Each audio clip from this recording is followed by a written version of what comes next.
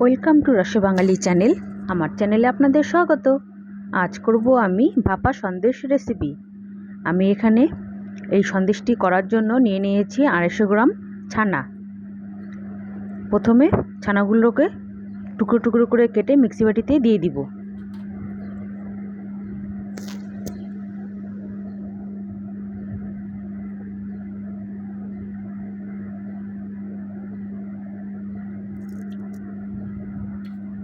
তারপরে এর মধ্যে দিয়ে দিব 100 গ্রাম মতন চিনি। এখানে 100 গ্রাম চিনি আছে। আপনাদের চিনির পছন্দটা নিজেদের ইচ্ছাতে করতে হবে, কম বা বেশি আপনাদের ইচ্ছা। এখানে দিয়ে দিলাম আমি 1 কাপ মতন গুঁড়ো দুধ।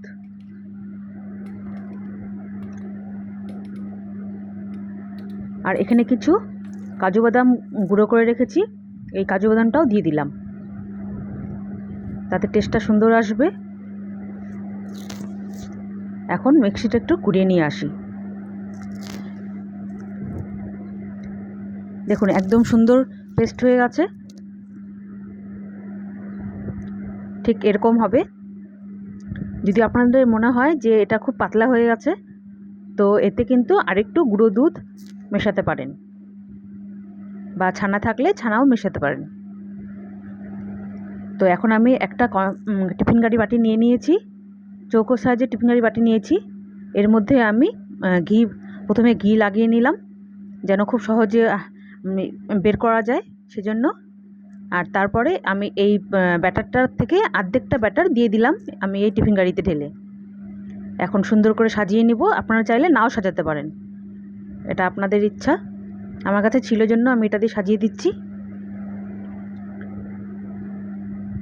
কিছুটা দিয়ে দিলাম কাজু বাদাম, দিয়ে দিলাম কিছুটা কিশমিশ। এটা কিন্তু এমনিতেও খেতে খুব ভালো হয়, সাজাতেই হবে কোনো মানে নেই।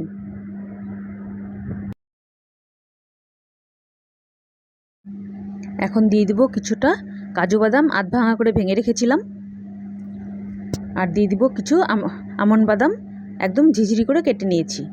এখন সমস্ত কিছু দিয়ে খুব সুন্দর করে সাজিয়ে নিলাম। খুব ভালো করে সাজানো হয়ে গেছে। এটা তো সাজানো হয়ে গেছে। এখন আমি গ্যাসে একটি কড়াই বসিয়ে রেখেছিলাম, যার মধ্যে কিছুটা জল দিয়ে একটা স্ট্যানার দিয়ে দিয়েছি। এখন ঢাকা দিয়ে রেখেছি। দেখুন জলটা অনেকটাই গরম হয়ে গেছে। এখন আমি এই স্ট্যান্ডটার উপরে টিফিন কারি বাটিটা আস্তে করে বসিয়ে দিচ্ছি, আর ঢাকনাটা দিয়ে ঢেকেও দিব। আর খুব বেশি ফুল কিন্তু করিনি আমি টিফিন কারিটা, অর্ধেকটা দিয়েছি। তাতে করে যতটাই ফুলবে না কেন তাতে জায়গা থাকবে। আর পুরো ফুল করলে কিন্তু আবার মাঝখান দিয়ে কেটে খেতে হবে, দেখতেও ভালো লাগবে না। আর একদম পুরো ফুল হয়ে গেলে জলও ঢোকার চান্স থাকবে। তো প্রায় 20 মিনিট পরে আমি ঢাকা খুলছি। দেখুন কতটা ফুলে উঠেছে। আমি কিন্তু এই দাগের থেকে অনেকটাই নিচে দিয়েছিলাম। একটা কাঠি দিয়ে আমি চেক করে দেখলাম, দেখুন একটা একদম লেগে নেই কাঠিটার ভেতরে। এটা একটা টুথপিক ছিল। দেখুন একদম আমার কাঠিটা কিন্তু পরিষ্কার আছে, তার মানে আমার সন্দেশ হয়ে গেছে। ভাপা সন্দেশ কমপ্লিট। এখন আস্তে করে নামিয়ে নিচ্ছি। খুব গরম, এই জায়গাটা একটু খুব সাবধানভাবে কাজ করতে হবে, নাহলে কিন্তু আবার হাতে লেগে যাবে। তো এখন আমি চৌকো করে কেটে নিচ্ছি। আপনারা আপনাদের শেপ মতন কাটতে পারেন, যেরকম ইচ্ছা। চৌকো করে কেটে নিচ্ছি। একটু ঠান্ডা হলেও অসুবিধা নেই, কিন্তু আপনাদের দেখানোর জন্য আমি গরম গরমই কাটছি। ঠান্ডা হলেও খুব সহজে কাটা যায়, অসুবিধা হয় না। ব্যাস আমি চৌকো করে কেটে নিচ্ছি। এখন এক একটা করে পিস তুলে দেখাচ্ছি। দেখুন চাকুতো কিন্তু একটুও লেগে নাই। এখন এক একটা করে পিস তুলে তুলে প্লেটে সাজিয়ে দিব।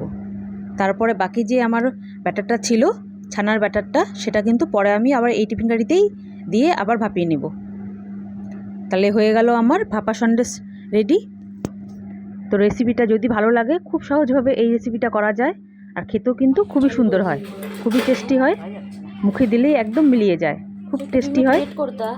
তো যদি ভালো লাগে এই রেসিপিটা, please like share and comment করবেন, আর অবশ্যই অবশ্যই সাবস্ক্রাইব করবেন প্লিজ, আপনাদের কাছে অনুরোধ রইল। দেখুন সমস্ত সন্দেশগুলো আমি নামিয়ে নিচ্ছি। হয়ে গেল আমার ছানার ভাপা সন্দেশ রেডি। বাড়িতে একবার হলেও বানিয়ে দেখবেন।